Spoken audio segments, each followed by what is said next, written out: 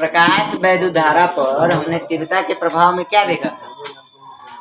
तीव्रता के प्रभाव में देखा था कि जैसे जैसे प्रकाश की तीव्रता क्या होती है, बढ़ाई जाती है। जैसे ए बुआ कहा पढ़े लो वैसे परीक्षा ढेर दिन नहीं किया वही हिसाब से प्रभाव, अर्थात प्रकाश के पास ऐसा गुण होता है कि वह किसको रिप्रेजेंट करता है? वैद्युत के प्रभाव को रिप्रेजेंट करता है। तो उसी जो हमें धारा मिलती है वैद्युत उत्सर्जन से, प्रकाश वैद्युत उत्सर्जन से जो धारा मिलती है उस धारा को क्या कहते हैं? प्रकाश वैद्युत धारा कहते हैं। और प्रकाश वैद्युत धारा पे हमें किसका प्रभाव पड़ना है? तो प्रकाश की आवृत्ति का क्या?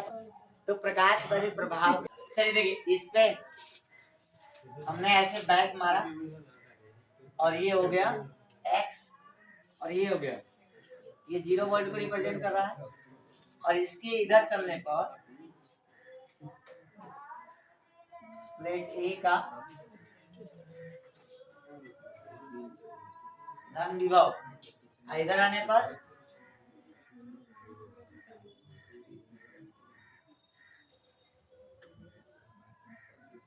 प्लेट ए का कौन सा विभव?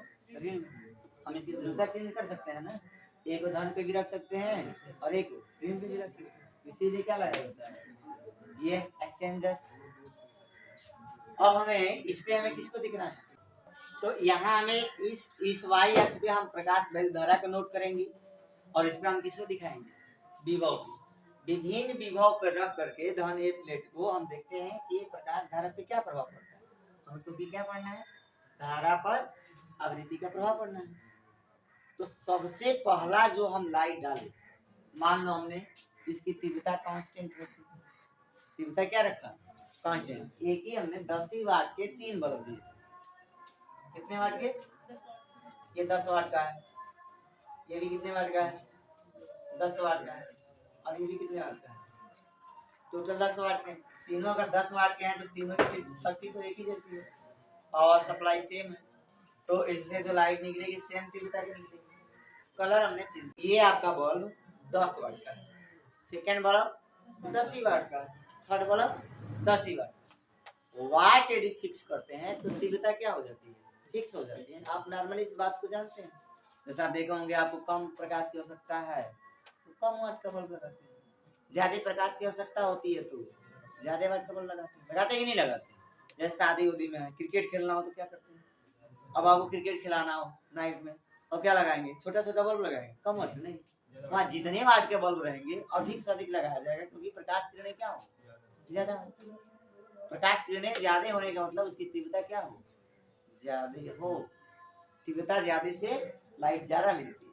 तो अगर हमने 10 वाट के 3 बल्ब लिए लेकिन हमने कलर को चेंज किया, कलर चेंज करने का मतलब मान लो ये रेड है, ये ग्रीन है और ये ब्लू है, तो ये 3 वर्णी हो गए, एक वर्णी, दो वर्णी, और ये पहला रंग हो गया, दूसरा रंग हो गया, तीसरा रंग। 3 कलर के तीव्रता क्या रखा? सेम रखा। और सबसे पहले हम पहले कलर की जांच की। ऐसे मान लो किसी तीनों में से पहले एक कलर को डाला, जिस कलर को डाला उसकी फ्रीक्वेंसी मान लो कितनी है? ν1। वो आवृत्ति को रिप्रेजेंट करता है। वो किसको रिप्रेजेंट करता है? ये आवृत्ति है। इस आवृत्ति की लाइट हम क्या करते हैं? इस आपके उत्सर्जक पट्टिका सी पर क्या करते हैं? डालते हैं। अब उत्सर्जक पट्टिका पे हमने जो डाला है फ्रीक्वेंसी में क्या डाला है? ν1। तीव्रता में क्या डाला है? I। तीव्रता में क्या डाला? I डाला। और विभव को हमने क्या रखा? कांस्टेंट। अर्थात इसको हम एक वो धन विभव पर रखकर, एक को धन विभव पर रखा। मान लो पहले हमने इसको पॉजिटिव रखा, पॉजिटिव पे कुछ विभव दिया, जैसे मान लो 0 वोल्ट ही दी। कितना वोल्ट? 0 वोल्ट। एक वो धन विभव से 0 कर एक ही प्लेट की विभव कितना रखा? विभवांतर 0 रखकर हमने ν1 आवृत्ति का तीव्रता I का प्रकाश हमने क्या किया? जो ही हमने तीव्रता ν1 का प्रकाश डाला, हमने देखा कि इतनी हमें प्रकाश धारा क्या हो रही है? प्राप्त हो रही है। किस तीव्रता की? ν1 तीव्रता। ν1 आवृत्ति की हमने लाइट डाला तो हमें इतनी धारा मिली। क्लियर है? अब उसके बाद हम क्या कर रहे हैं, उसके बाद हम इसके मान को बढ़ाना क्या किया, चालू किया।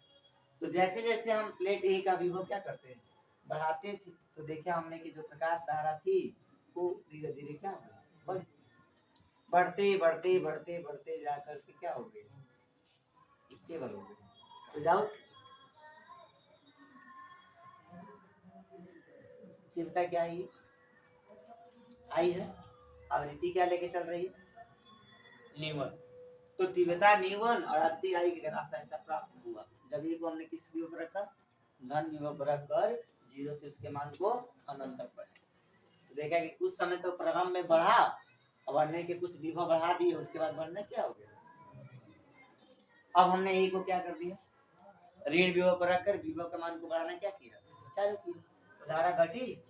अब पता है कैसे घटती है, जो इलेक्ट्रॉन होते हैं उसमें जो सबसे मैक्सिमम वाले होते हैं वो आते हैं, जो उससे कम वाले होते हैं धीरे धीरे क्या होने लगते हैं, रुकने लगते हैं। और जैसे जैसे विभव का मान बढ़ता जाता है एक ऐसा पॉइंट आता है जिसपे ये धारा क्या हो जाती है, शून्य हो जाती है। तो ये निवन वाली आवृत्ति जो है इस विभव पे क्या हो जाती है, खत्म, प्रकाश धारा क्या हो गई। अब हमने सिंगल हमने एक लाइट डालकर ऐसा परीक्षण किया, ऐसा मिला।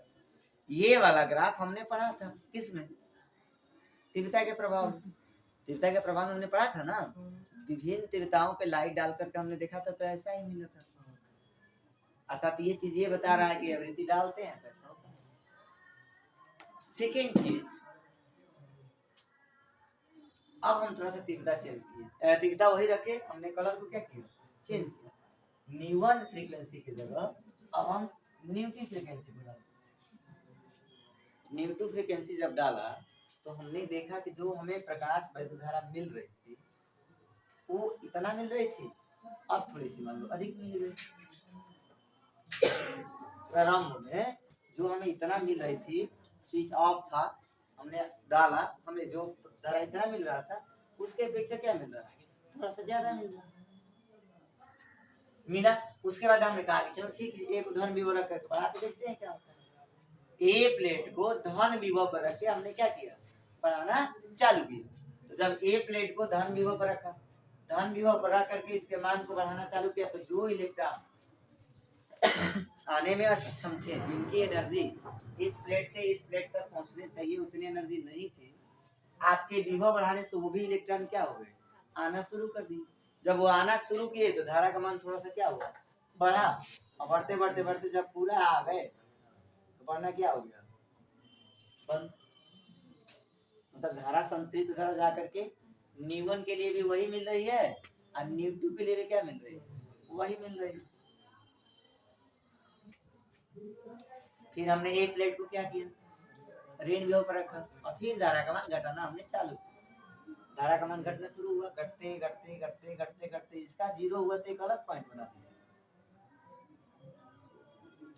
मतलब अब प्रकाश वैद्युत धारा जो शून्य हुई उसके लिए आपको विभव पहले से क्या लगाना पड़ा, ज्यादा लगाना पड़ा।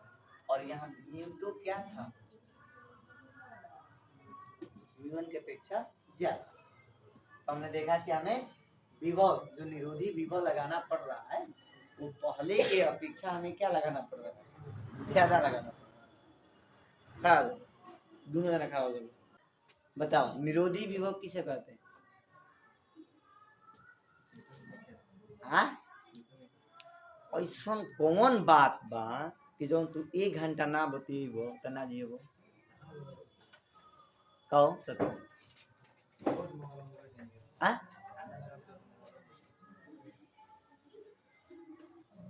बैठल तुम काम। तो हमने देखा कि जब हम ए प्लेट को ऋण विभव पर रखकर विभव का मान को क्या कर रहे हैं, बढ़ा रहे हैं, तो प्रकाश वैद्युत धारा का मान तो घट रहा है। प्रकाश वैद्युत धारा क्या हो रही है, घट रही है, लेकिन वह उस विभव पर 0 हो नहीं रही है जिस विभव पर न्यूटन वाली हो रही है। इससे ये अधिक विभव पर क्या हो रही है, एक अंतर दिखा। फिर हमने कहा कि भाई दूसरा ट्राई करके देख, कुछ गड़बड़ हो गया हो, तो हमने डाला न्यूट्री। जब न्यूट्री की लाइट डाला, इसको हटा के तीव्रता सेम रख रहे हैं, तीव्रता में कोई परिवर्तन, हाँ, केवल आवृत्ति चेंज की, आवृत्ति चेंज करके देखा जा रहा है क्या होगा। तो जब न्यून आवृत्ति डाला तो देखा कि इससे भी धारा हमें अचानक क्या मिली, जैसे मान लो इसमें 2 मिली एम्पीयर मिली, इसमें 3 मिली गई। अच्छा म्यूजिक डाला तो क्या मिल गई 5, तो अधिक मिल रही कि नहीं मिल रही।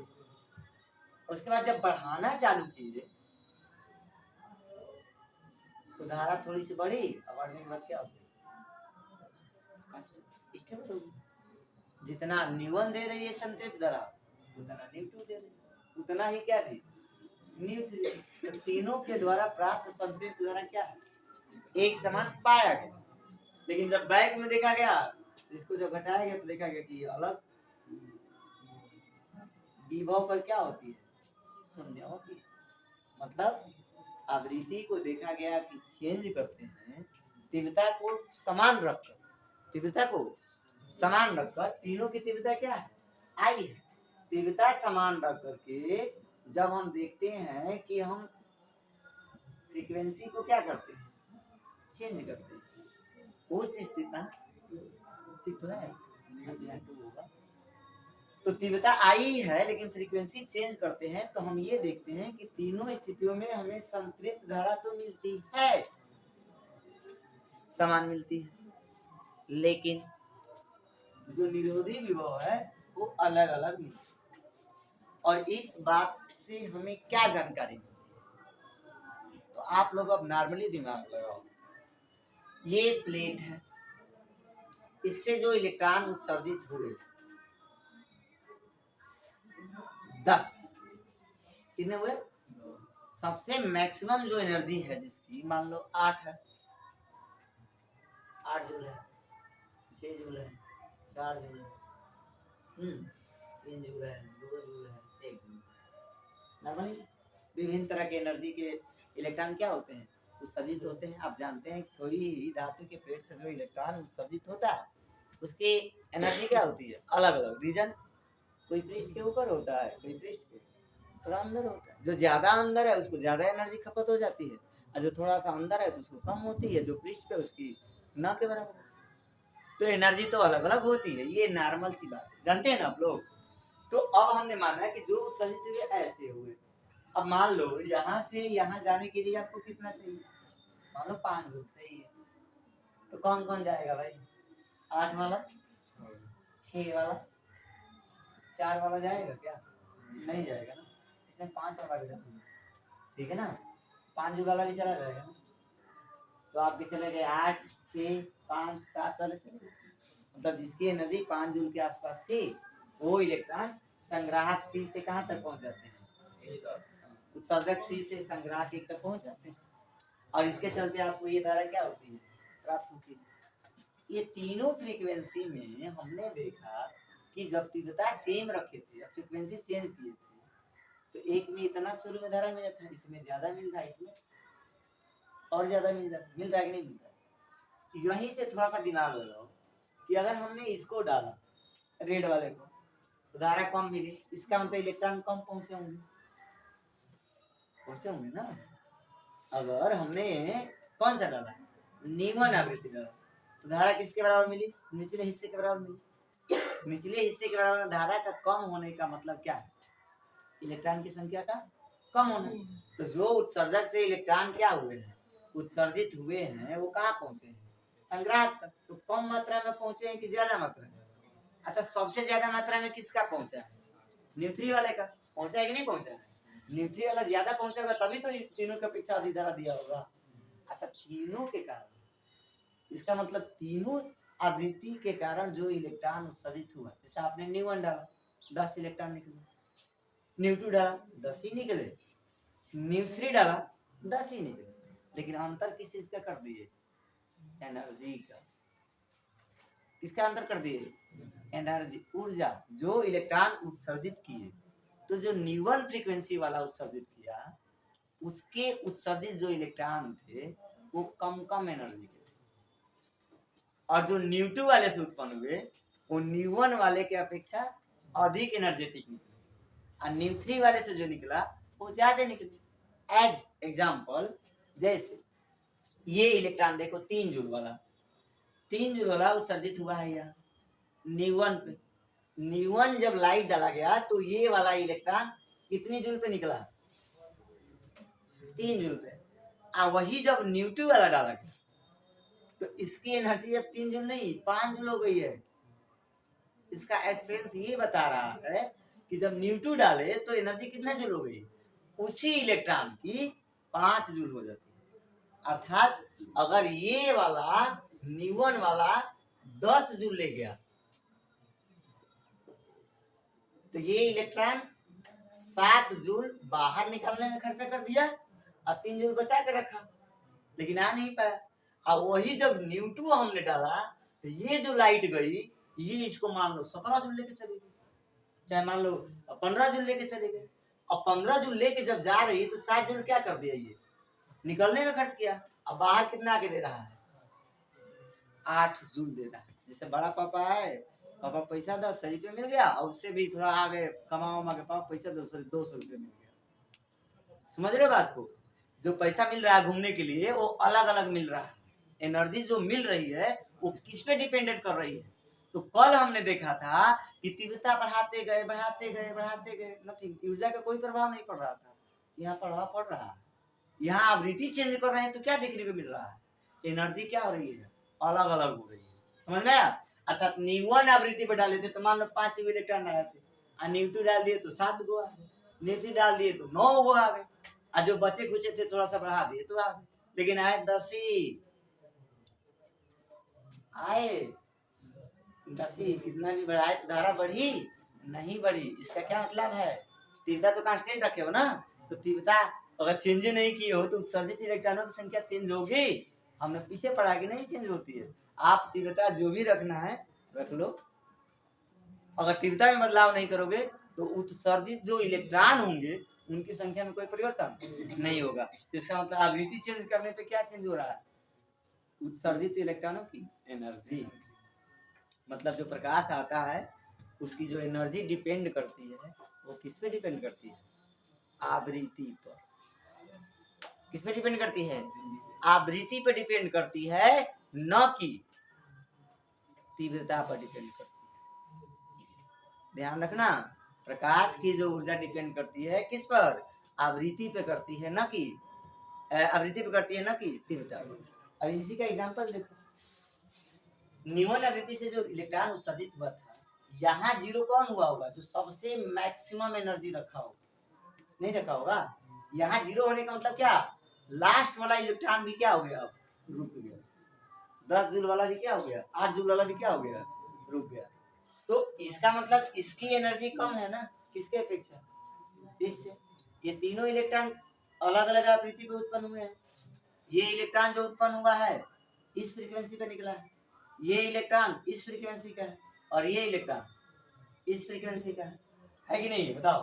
तो इस इलेक्ट्रॉन को रोकने के लिए कम वोल्ट की आवश्यकता पड़ी है, और इसको रोकने के लिए ज्यादा वोल्ट की, और इसको रोकने के लिए उससे भी ज्यादा इलेक्ट्रॉन वोल्टेज की आवश्यकता पड़ी है। अब वोल्टेज बढ़ने का मतलब क्या होता है? W बराबर E इंटू V। अगर V बढ़ रहा है तो उसका मतलब उस इलेक्ट्रॉन की एनर्जी भी क्या है? अधिक है। तो किस इलेक्ट्रॉन की एनर्जी ज्यादा है? बताओ तो। न्यूट्री का है कि नहीं? समझ में आया? अर्थात जो उत्सर्जित इलेक्ट्रॉन है उसकी एनर्जी किस पे निर्भर होती है? उस इलेक्ट्रॉन की एनर्जी प्रकाश की आवृत्ति पर निर्भर होती है, न कि उसकी तीव्रता पर। तीव्रता अगर फिक्स कर दिया जाए, तीव्रता क्या कर दिया जाए? फिक्स कर दिया जाए, और आवृत्ति के मान को घटाया और क्या किया जाए?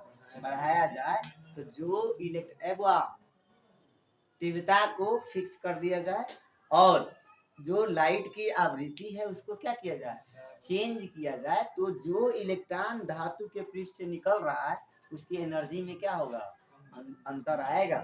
अगर ज्यादा फ्रीक्वेंसी का डालेंगे तो ज्यादा एनर्जी का निकलेगा, आप कम फ्रीक्वेंसी का डालेंगे। अब देखो, धातु के पृष्ठ से इलेक्ट्रॉन को उत्सर्जित होने के लिए क्या चाहिए? धातु के पृष्ठ से इलेक्ट्रॉन को उत्सर्जित होने के लिए एनर्जी है ना चाहिए। ये किस पे डिपेंड कर रहा है? ये आवृत्ति पर निर्भर कर रहा है। एनर्जी देने का काम कौन कर रहा है? तीव्रता की आवृत्ति। तो जवाब है आवृत्ति। अब देखो, एक चीज हम आपको समझा रहे हैं, खूब अच्छे से समझ रहे। आवृत्ति हमने फिक्स किया, तीव्रता हमने चेंज करके देखा, तो हमने ये पता चला कि जो उत्सर्जित इलेक्ट्रॉनों की एनर्जी है वो तीव्रता पे क्या करती है, निर्भर करती है, आवृत्ति पर निर्भर करती है। आवृत्ति का मान घटेगा तो एनर्जी घटेगी। ये बताओ, ऐसा भी तो हो सकता है कि आप ऐसी प्रकाश को डाल रहे हैं जो इतनी एनर्जी दे रहा है, तो अधिक आवृत्ति का देंगे तो एनर्जी ज्यादा होगा ना, तो अधिक आवृत्ति का दिए तो एनर्जी ज्यादा होगा। अब उस आवृत्ति को सोचिए हम कम कर रहे हैं, तो दी गई ऊर्जा भी क्या होगी, कम होगी। इसको निकलने के लिए कितना चाहिए, एक न्यूनतम एनर्जी चाहिए, जिसको आप क्या बोलते हो, कार्यफलन, फाइनाइट चाहिए। मान लो फाइनाइट का मान इसके लिए कितना है, 10 जूल। तुमने म्यून फ्रीक्वेंसी डाला, 12 जूल दे रहा था, कितना जूल दे रहा था, 12। अब आवृत्ति का मान थोड़ा सा कम किया, एनर्जी और कम होगी, 11 होगी, और कम किया 10.5 होगी, और कम किया 10 होगी, तभी तो निकल ही जाएगा।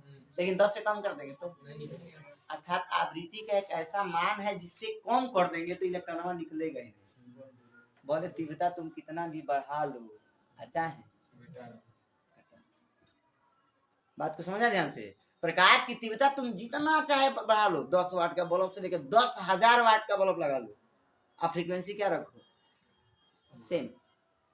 अब देखो इसका उल्टा, अभी क्या चेंज कर रहे थे, अभी फ्रीक्वेंसी चेंज कर रहे थे, तीव्रता कांस्टेंट क्या था, इसी को उल्टा सुनो।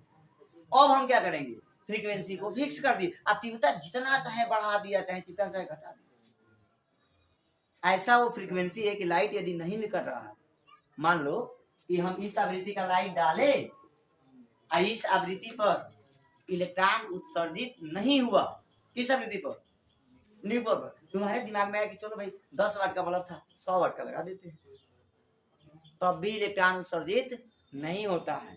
अर्थात आवृत्ति का एक ऐसा मान है कि यदि उससे यदि आप कम आवृत्ति का प्रकाश डालोगे तो वो इलेक्ट्रॉन को उत्सर्जित कर ही नहीं सकता, भले उसकी तीव्रता क्या हो, कुछ भी।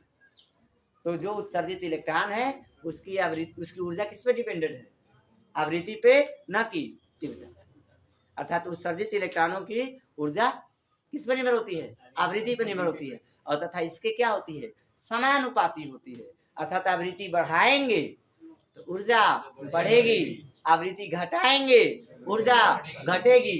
तो अगर घटते घटते घटते घटते ऐसा कंडीशन बन जाए, एज विश आप किसको चेंज कर रहे हो, फ्रीक्वेंसी को, फ्रीक्वेंसी बदल रहे हो, इसके आगे फ्रीक्वेंसी बढ़ेगी, इसके पीछे फ्रीक्वेंसी घटेगी, घटते घटते एक ऐसी कंडीशन आ जाएगी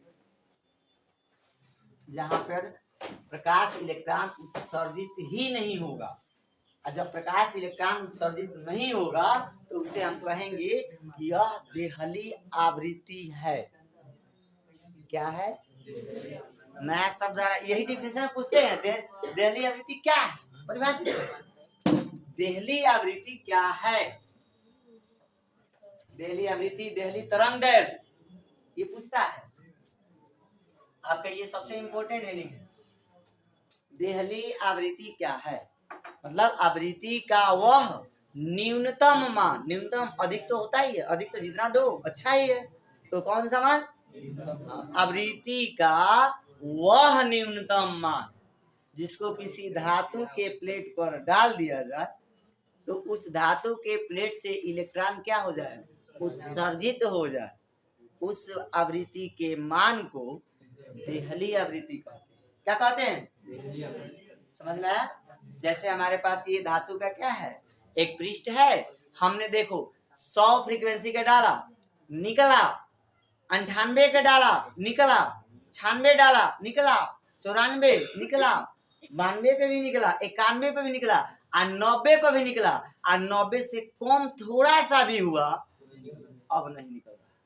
इसका मतलब इस पृष्ठ के लिए अगर इलेक्ट्रॉन को उत्सर्जित करना है तो उसकी फ्रीक्वेंसी 90 से कम नहीं होनी चाहिए, 90 से क्या होनी चाहिए, अधिक होनी चाहिए। अगर 90 से कम कर देंगे तो वह फ्रीक्वेंसी उतनी एनर्जी दे ही नहीं पाएगी कि इलेक्ट्रॉन क्या हो सके, उत्सर्जित।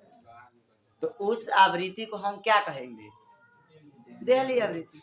तो देहली आवृत्ति क्या है, आवृत्ति का वह न्यूनतम मान है जो किसी पृष्ठ पर डाल देने पर उस पृष्ठ से इलेक्ट्रॉन क्या हो जाता है, उत्सर्जित हो जाता है, चाहे उसकी तीव्रता कुछ भी हो, कुछ हो, तीव्रता से कोई लेना देना नहीं है। तू भले 50,000 वाट के डालो और चाहे 5 वाट के डालो, वो लाइट क्या कर देगा, इलेक्ट्रॉन को उत्सर्जित कर देगा।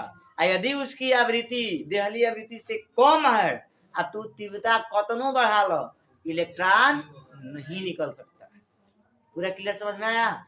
हाँ, तो ऐसा ग्राफ बनता है। तो ये फ्रीक्वेंसी बताती है कि तीव्रता चेंज करने पर आपका निरोधी विभव क्या हो रहा है, अलग अलग हो रहा है, जिससे ये पता चलता है कि जो इलेक्ट्रॉन उत्सर्जित हुए हैं उनकी एनर्जी क्या होती है, अलग अलग।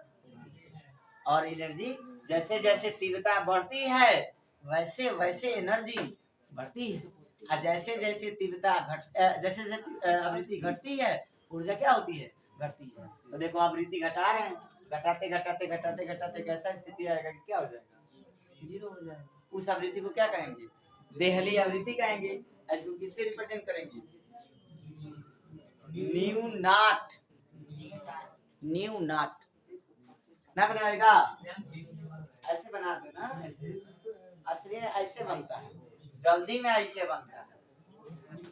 चलो हेडिंग मास की तीव्रता को नियत रख विभिन्न आवृत्तियों के प्रकाश को डालने पर ग्राफ से स्पष्ट होता है कि संतृप्त धारा का मान समान परंतु अंतक विभव असमान होता है। अर्थात सर्जित इलेक्ट्रॉनों की संख्या आवृत्ति को परिवर्तित करने से नहीं बदलती है, परंतु उत्सर्जित इलेक्ट्रॉनों की गतिज ऊर्जा आवृत्ति पर निर्भर होती है,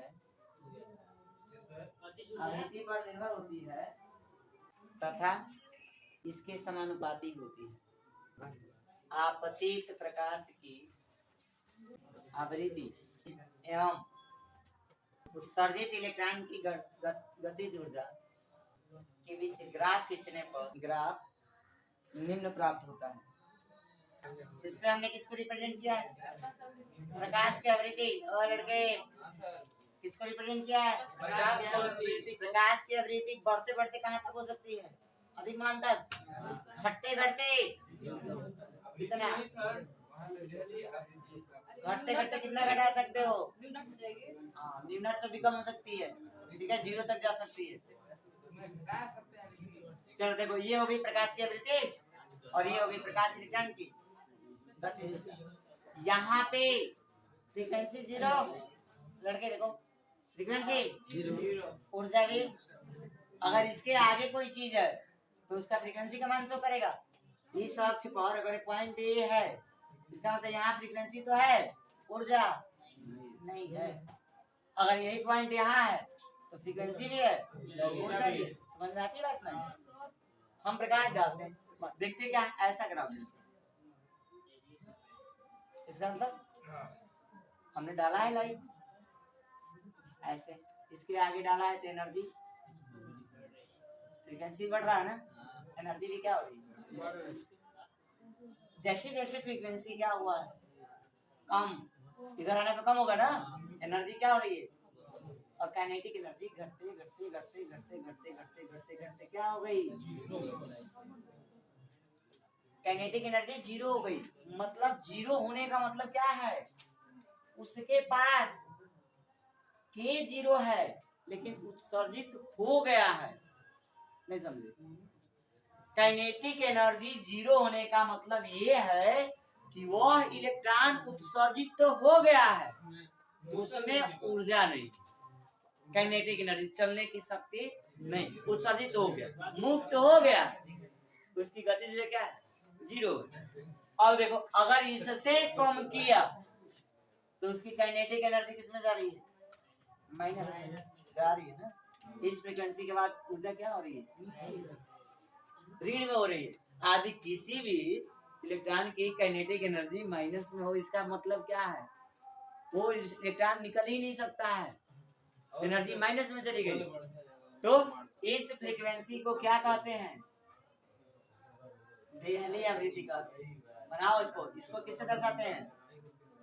न्यू नॉट। नोट कर लो इसको। ग्राफ से स्पष्ट है कि डैश दे दीजिए। आपतित प्रकाश की वह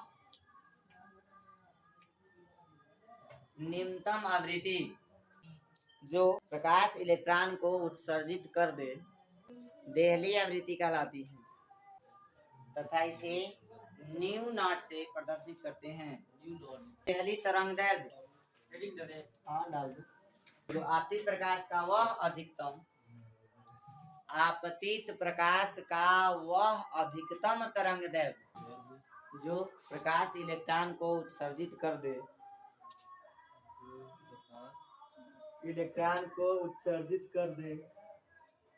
क्या मतलब लिखो देहली तरंग दैर्ध्य कहलाता है। इसे लैम्डा 0 से प्रदर्शित करते हैं। C बराबर क्या होता है? New into lambda. C बराबर न्यू इंटू लैम्डा। और ध्यान दो अगर फ्रीक्वेंसी बढ़ेगी तो लैम्डा क्या होगा? जैसे रेड कलर है अब ब्लू कलर है, दो कलर है, इसका कितना होता है? 4000 और इसका होता ही नहीं होता है। इसका तरंग दैर्ध्य क्या है? कम है। जिसका तरंग दैर्ध्य कम होगा उसकी आवृत्ति ज्यादा होगा, जिसका तरंग दैर्ध्य ज्यादा होगा आवृत्ति कम होगी। क्योंकि चलते तो दोनों एक ही चाल से, रेड वाला भी उसी चाल से चलता है और ब्लू वाला भी। तो प्रकाश की चाल तो बदलती नहीं है ना। तो जब प्रकाश की चाल नहीं बदल रही है, C इज कांस्टेंट, तो C बराबर होता है क्या है? New into lambda.